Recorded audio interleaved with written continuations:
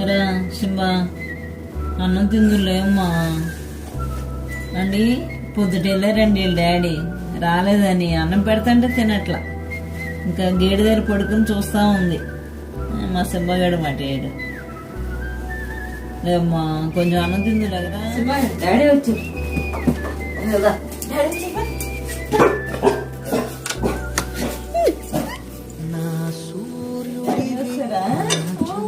Daddy చూసారండి ఎలా ఎగురుతుందో.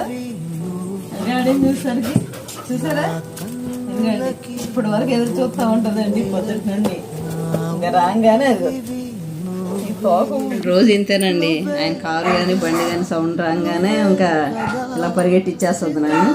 ఇంకా ఆయన లోపల వచ్చాక ఆయనతో కాసేపు ఆడి ప్రశాంతంగా అప్పుడు తిని అప్పుడు పడుకుంటుందండి. ఇంకా రోజు ఇదే మాట, ఇది చేసే పని.